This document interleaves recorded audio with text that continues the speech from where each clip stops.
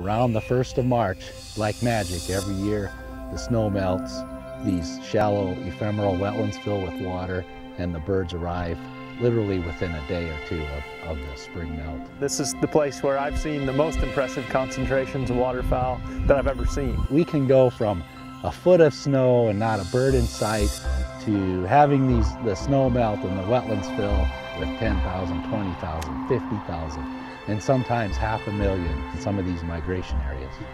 The birds that arrive on the breeding grounds early and nest early contribute the most to the fall flight that year. So what we really want to see on our spring migration areas is enough habitat so that the birds can, when they arrive there, there's enough resources to help them survive. But not only that, to get back to the breeding grounds really healthy and good condition and ready to breed, because we know that those hens are the most successful every year in the breeding cycle.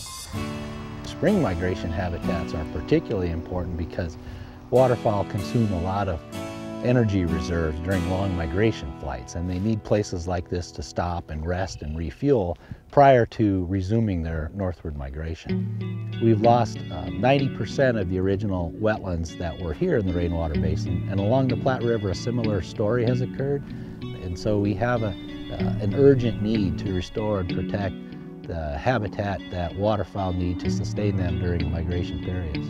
We look at places like Cheyenne Bottoms in Kansas, McPherson Valley in Kansas, the Rainwater Basin in Nebraska, and the Platte River in Colorado and Nebraska. And many of those landscapes have seen tremendous wetland loss, so you're concentrating huge numbers of waterfowl into a very small area.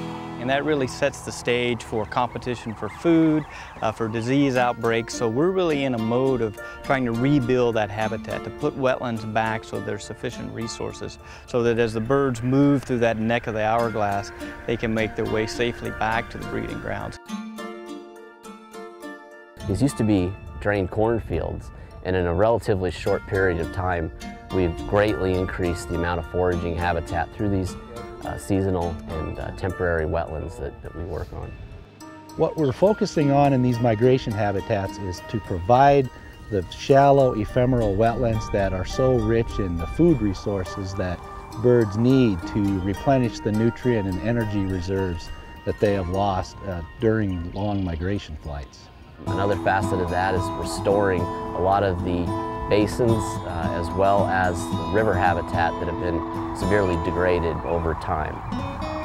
Acquisitions and conservation easements are really the ultimate way of protecting these resources for future generations. We're very fortunate in these spring migration areas in places like Kansas and Nebraska and Colorado that we have a collection of landowners that are passionate about waterfowl, and they're committed to DU's mission. And they're not only helping us fund habitat work in their home states, but they see that connection to the prairies, and they're stepping up and helping to fund our work on the breeding grounds to really ensure that the source of their birds remains intact and helps protect their investment. They sort of get engaged locally, but then support the continental mission and the work across the board that it takes for us to be successful in the big picture. We really couldn't accomplish our objectives in these areas without our major donors, our major sponsors.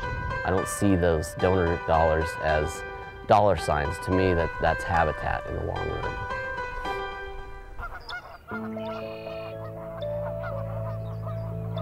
My dream, like the dream of anybody in DU, is, you know, nothing but wetlands and lots of ducks, and it'll happen. I've never really considered myself a philanthropist, and I still don't. I just feel like, you know, that's the science, all that stuff is very easy to understand, but when it comes to the money, it comes from your heart. And once you realize that that's where it's at and that's where it comes, it's very easy.